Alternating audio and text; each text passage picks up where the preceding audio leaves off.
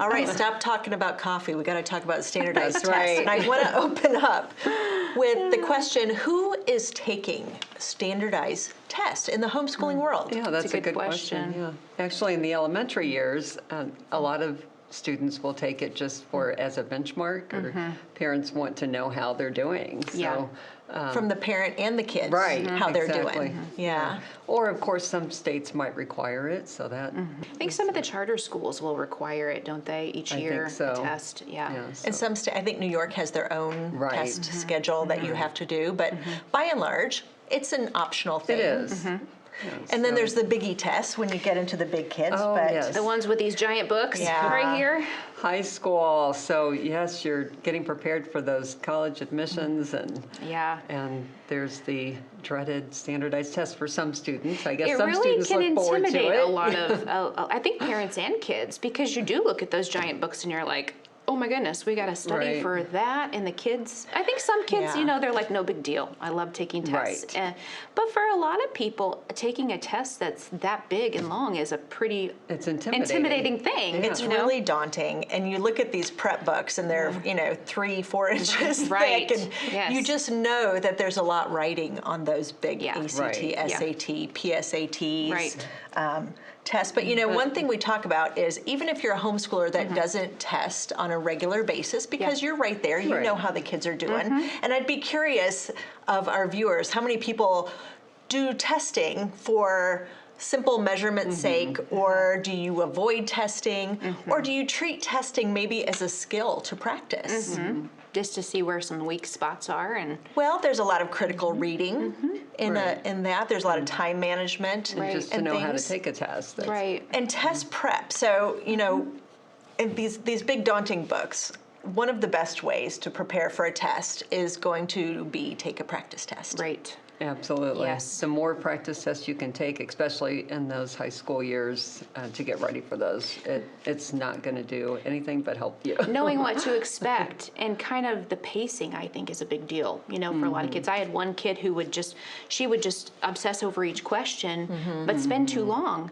And then you end up getting so many that look like you got them wrong because you never got to them. Right. So the pacing is really a big deal. And these test prep books are great for that because they usually include some online practice and written practice tests, which is first, if you just take that test, see where you're at, and then they have really great strategies to just help you along. Like, okay, I know I'm pretty good at math, but what am I doing wrong? How can I little tweaks can make a big difference. Yeah, so I love these books for that point of view, just to give you the strategies that you need. And I know some kids, especially firstborns, will look at these books and say, okay, let's get through this. They'll take it, do it independently, and some kids will look at that and say, no way. And cry. And just have no depth of what the value is in that.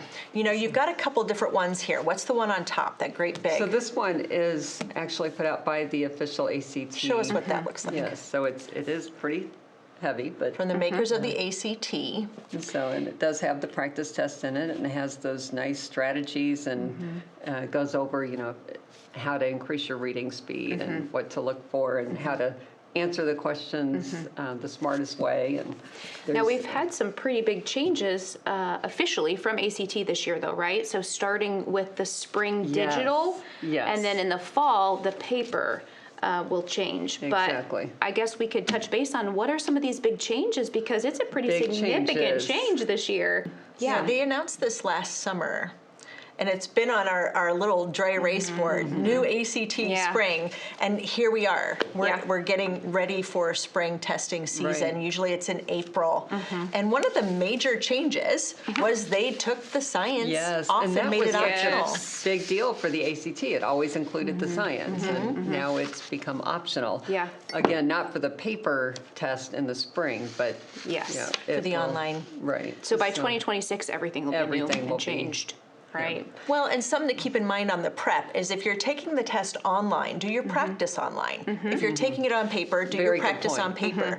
Because if the two media don't necessarily translate. You could nail it on paper and clutch Exactly. in an online Even though the version. content is like identical, but the format Right. can throw you if you're used to one and then you're put on another all of a sudden. And it's a really good point to think about your child and what they need. You know, maybe a big book like this is the way to go, and maybe if they do seem overwhelmed by it, you know, spread it out and put it in your planner and go through it with them. Or maybe they would be better taking a class or online. You know, so think about the child as your... Yes, and really, you can take a diagnostic, like a practice, rando practice test, as soon as freshman year. I mean, just to kind of dial in, okay, boy, my vocabulary is not to the level of this test. I need to spend some time on that. And it's a really good diagnostic tool. But I want to finish the thought of what else changed? So the science is optional. The writing had been optional. Yes. So there's now the test is, I think, a little over 2 hours instead of 3 hours. The math, so they're allowing more time on questions. The math questions, I think the answer choices have reduced from 5 to 4. Yes. Let's see. So overall, I think there's 44 fewer questions, which allows you, I think you have more time per question, and overall, just a much shorter test, especially if you opt to not do the science. So I think, you know, the nice thing is for a lot of kids, this is going to feel a lot more flexible. Manageable. Less stressful. Less intimidating. Yeah, definitely. No, they still have that 1 through 36 composite score, but it will just be on that reading, English, and math. And the math. However, if you do decide to take the science, then they will include that.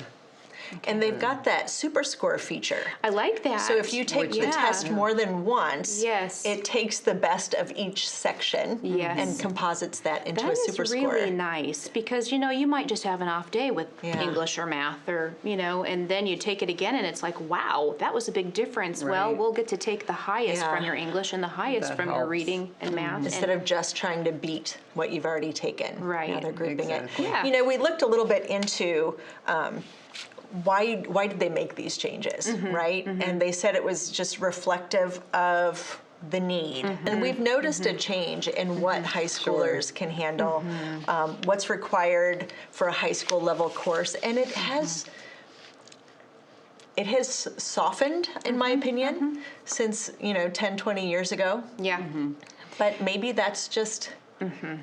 The English portion, I think, was are. significantly, like, I think there were 75 questions on the original. What And I now think they're there's calling 50, the classic, right? Like the one that the test we all took that has the science in the composite score is called the classic, and now the new one's going to be called the core, I believe, that just has the English, the reading, and the math. But I think there was, it went down from 75 questions to 50 in English, which is a really big change, you know? It is, and you know, we had some interesting discussions about these changes. Like, what about the kid who took this last year? Yeah. And got a 30, and then a kid takes it this year and gets a 30. Now those have equal weight. They do. And it's like, you know, it just is reflective of just society's change. Society's change and expectations. And and I think some of the colleges, you know, are definitely wanting students to still do the science. So I think that's an important thing is that, you are going into a science field, I think it's really important to take that science option. Right. Well, and same with the writing. If you're going into a language field, a liberal arts field. Writing section. Do the writing section. It's, One question that I've heard quite a bit from parents is there a way to accommodate the ACT, you know, for special needs? And there is actually. Now, you have to, ahead of time, contact them, and you do have to have documentation. So if you're, you know, going through a school, they work it all out through the school, but if you're homeschooling, you contact them ahead of time. You have the documentation. They have to approve it before you register. So I think that's one thing to know is if you register and then you try to get that approval, you'll just have to re-register. But they will take into consideration the need for, you know, a little more time per question, maybe more breaks in between the subject areas. You know, kids today have a lot of different needs, and they will maybe a room without distraction. Right. That's a good thing to bring up. Yeah. Well, just to know it's available. Right, and the SAT is also, I think, accommodating too. So. Okay. I wonder if we should talk about a little bit of the differences between the SAT and the ACT, because I feel like that's another big question. And I know your kids did the SAT, right, Gina? They actually did both. Okay. So, yeah, Okay. so the SAT now is all digital. And I think you have to have something called the Blue Book app to take that. So it's easy to download. So you have to have the app like on your phone in order to take the computer, basically. So and it will go through those instructions. And one other thing I do want to point out is a lot of homeschoolers, they ask, how do I sign up for these tests? So you just basically go directly to like ACT.org or for the SAT it's collegeboard.org. Okay. And then they will have a homeschool option there for you. And so you would decide what is the closest facility that works for you and the time. So I think that they both offer the test at 5 or 6 different times a year. What would you say, Gina, about knowing the difference between should I go for the SAT, should I go for the ACT, should I do both?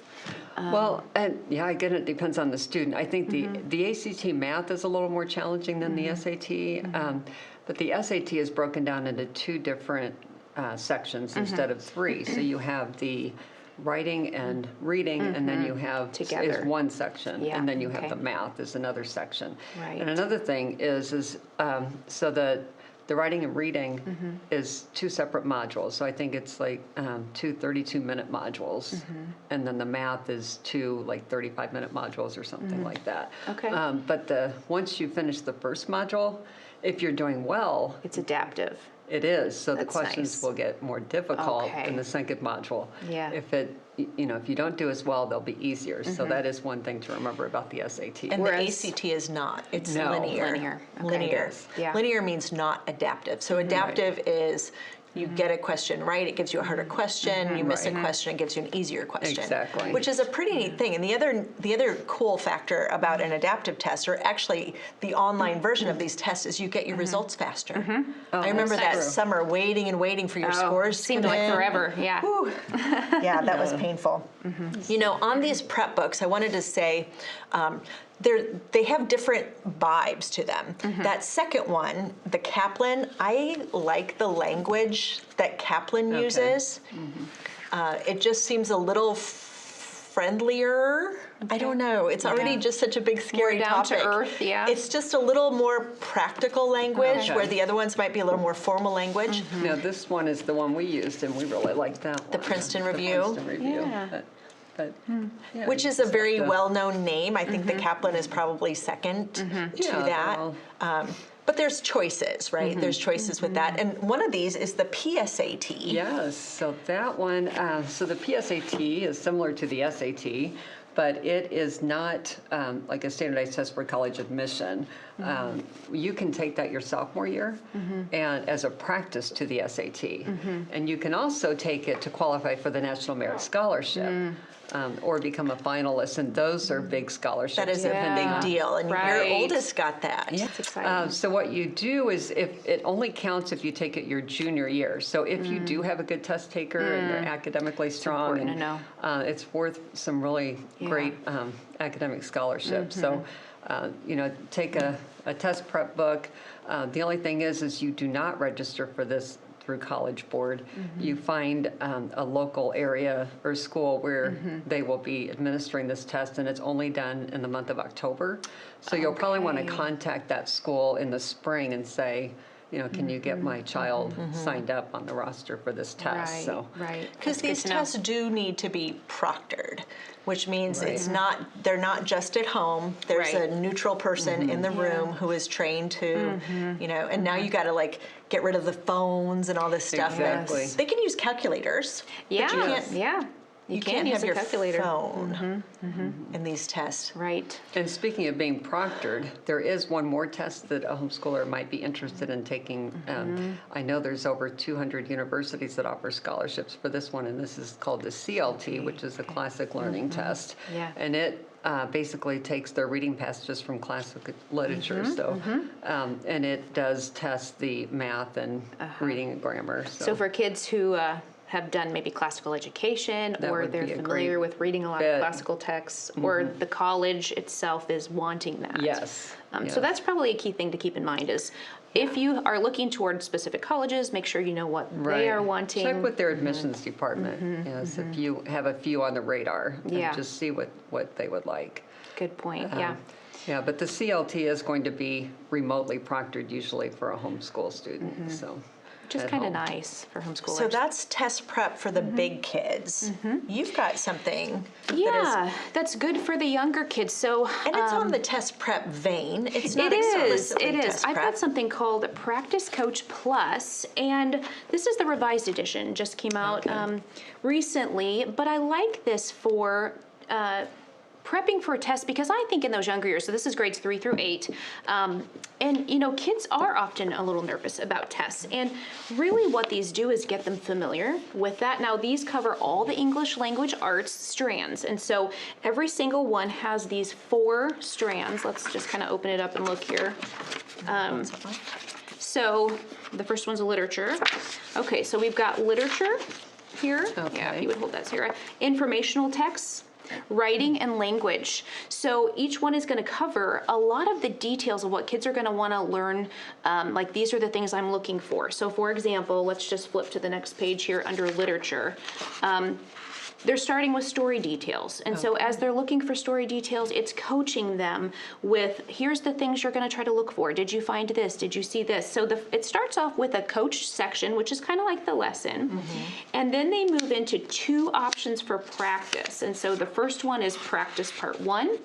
And that gives them a chance to practice those skills that they've just learned. And then if you want to take it just a step further and go a little deeper with those same skills, you can do practice part 2. So it's a little flexible depending on what you want. And you may also decide that you don't need all of those strands. So let's say, for example, that you're looking you know, in that literature section, and you say, you know what, we're pretty good on this, but maybe we need to learn to summarize better, or maybe we need to learn with compare and contrast literature, you know.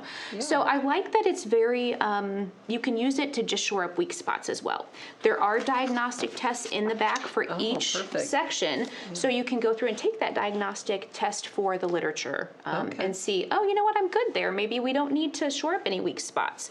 So they're wonderful for test prep, just for practice. And this is even a way you can kind of benchmark at home. Yeah, and just see where you're at, right? And it's a simple way to do it. The answer keys. Separate. It's not separate answer keys. So this is consumable, the student writes in it? Yes, they do write in it. Yes, consumable, grades 3 through 8.